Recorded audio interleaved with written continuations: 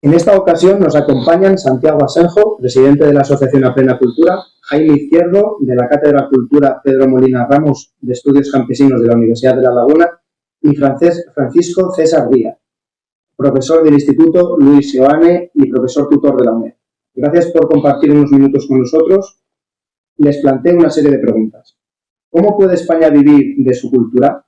¿Es posible o es deseable crear una industria de la cultura? Bueno, por empezar, efectivamente, yo creo que sí, porque si hay un país en Europa que tiene cultura, de hecho presumimos de ser el país más antiguo de Europa, pues es España. Y cultura, y no unívoca, sino que es una multicultural en todos los sentidos, etnografía, idioma, historia, arte, y efectivamente en Europa hay más de 8 personas que trabajan directamente en la cultura. Pero ¿cómo organizar la industria cultural, por decirlo de alguna manera, en el país? Pues no es fácil, entre otras cosas por la propia organización territorial del país, dividido en 17 comunidades autónomas, que en principio para que las naves vayan en una misma dirección, pues tendrían que ponerse de acuerdo las 17 comunidades autónomas que tienen competencia en esto, porque está el Ministerio de Cultura, desde el punto de vista institucional. Pero si no es institucional, la iniciativa privada,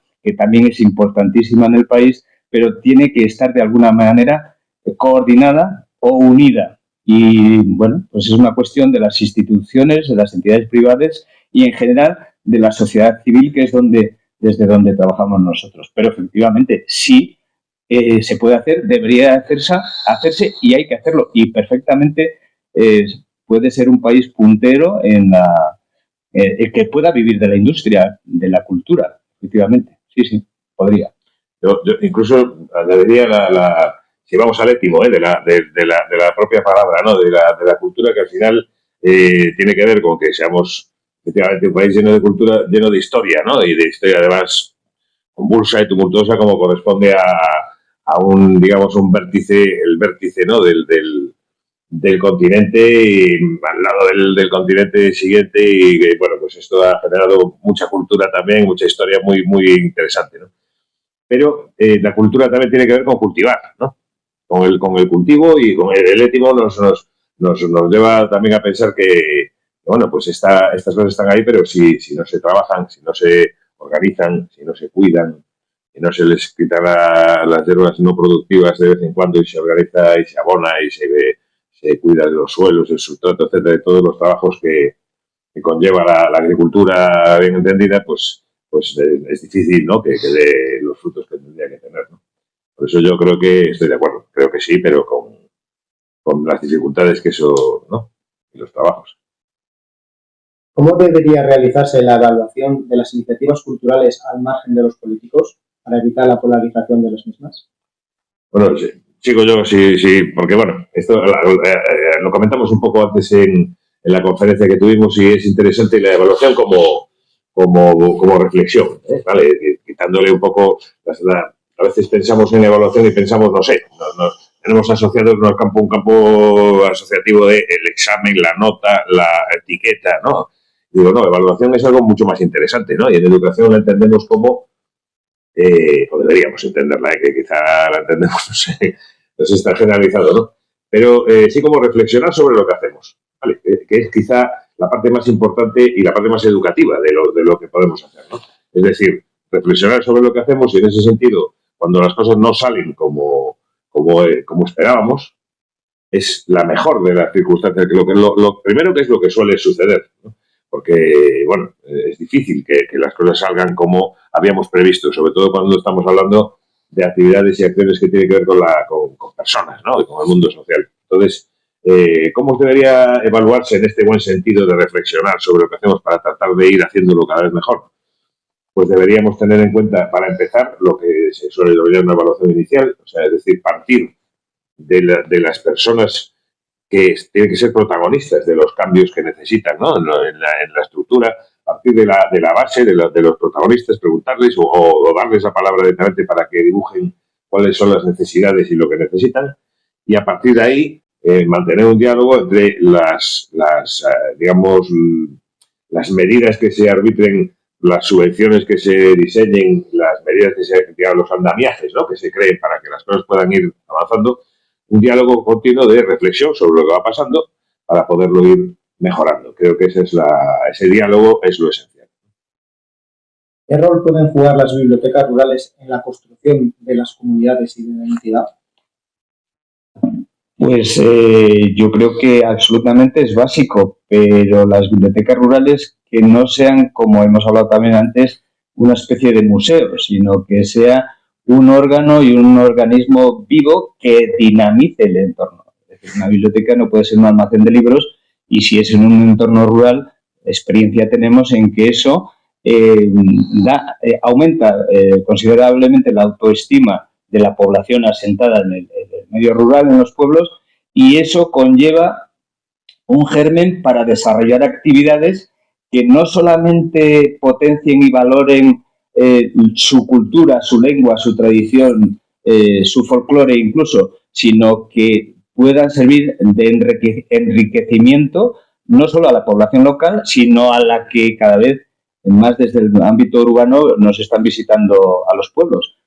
Para mí es algo vital, una biblioteca, pero siempre y cuando sea un organismo vivo, dinámico y en el que colabore la población local, fundamentalmente. ¿Cómo pueden los libros y la literatura fortalecer el vínculo entre generaciones en el medio rural? Me toca. Yo creo que puedes contestarla o no. Hombre, yo creo que hay que buscar un doble vínculo, ¿no? Es decir, hay que leer, desde luego, en los pueblos, pero hay que leer también lo que ha pasado en los pueblos. Es decir, que están los libros físicos, ¿no? Que es lo que uno encuentra aquí, pero luego hay unos libros etéreos, ¿no? Que están en el paisaje, ¿no? Y que están en la tradición oral, ¿no? Entonces, por ahí probablemente tengamos que hacer un esfuerzo en esa doble lectura, ¿no? De tratar de encontrar lo que nos viene de los libros, lo que está en los libros, y tratar de descubrir lo que no está en los libros, ¿no? Y ese es el esfuerzo del diseño de los territorios rurales, ¿no? Que han quedado desabastecidos, ¿no? De hecho, desde la ciudad, probablemente eso enlace con la pregunta siguiente que tenemos un problema de no entender que la cultura escrita está a veces escrita en el propio paisaje a escala 1:1, ¿no?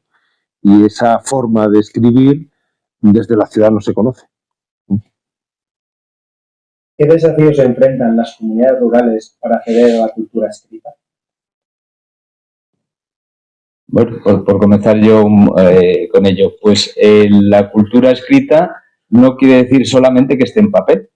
De hecho, la cultura escrita, si está en formato digital, para que llegue a los pueblos primero tiene que haber cobertura, que en muchas ocasiones pues no hay cobertura de Internet en los pueblos. Lo sabemos perfectamente bien, por referirme, por ejemplo, a la provincia de León, que tiene 15.000 kilómetros cuadrados de superficie, de los cuales 10.400 son montaña.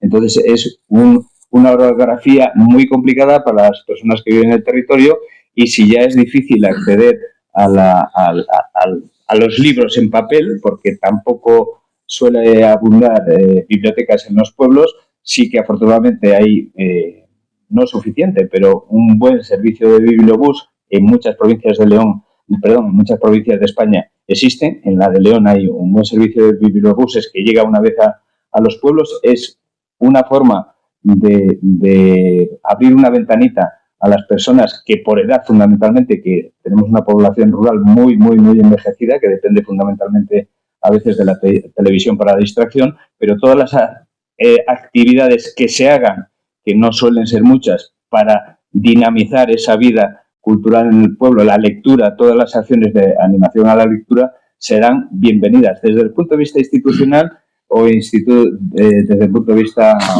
privado, desde la sociedad civil.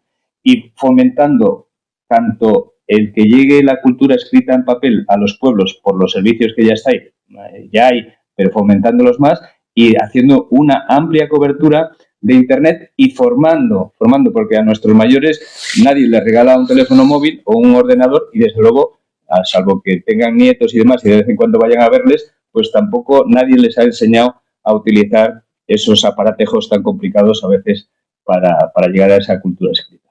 más o menos creo que están apuntadas algunas ideas, no sé, vosotros No sé si tenéis alguna más. No, yo creo que está bastante bien definido y explicado, yo creo. Sí, yo, si acaso se me ocurría al hilo, por terminar con una cosa muy breve, pero que me gustaría decir, porque efectivamente no toda la cultura escrita está escrita en un papel o está escrita en un libro que está, digamos, refrendado por una editorial y una autoridad, ¿no? Y es mucha la cultura que reside en ámbitos etéreos y escrita en otros códigos, en el paisaje, en la arquitectura, en las labores, en las maneras y las costumbres, ¿no? Pero hay una cosa muy interesante que me gustaría por decir al final, ¿no? Porque la literatura también es un lugar en el que uno necesita poder leerse, ¿no? Cuando accedes al texto escrito también necesitas de alguna manera poder encontrarte a ti allí, ¿no? Y entonces, si no hay en estas bibliotecas posibles, ¿no?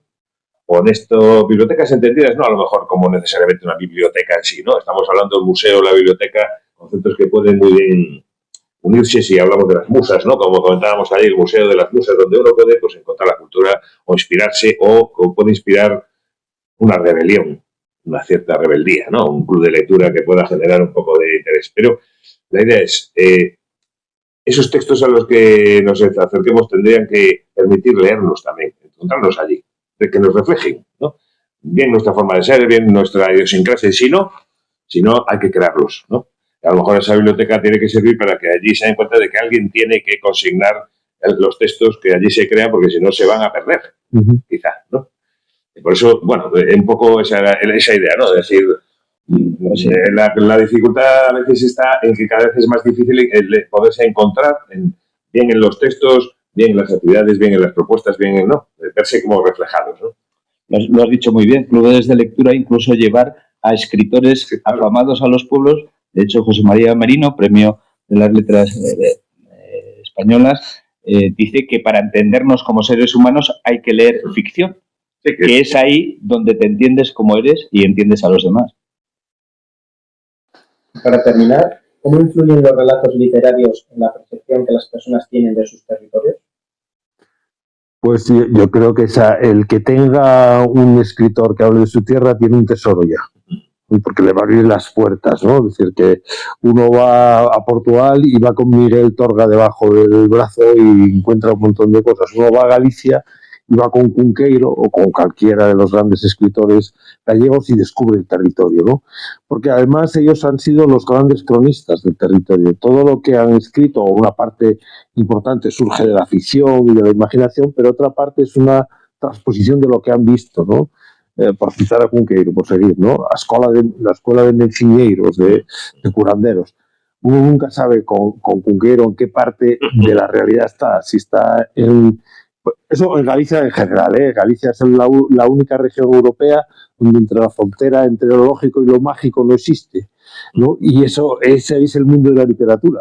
Y por tanto, esa percepción literaria de los territorios que pueden darle, esa percepción que pueden dar los escritores a los territorios es fundamental para el inicio de una nueva visión de los territorios rurales que ahora viven su peor momento de la historia. Nunca estuvieron tan desconectados, ¿no? La ruralidad y lo rural, el campo y la ciudad estuvieron siempre vinculados. Se rompen con la revolución industrial y con la vida urbana y tal. Por tanto, el anclaje, la devolución, la vuelta a la vida va a venir por la literatura.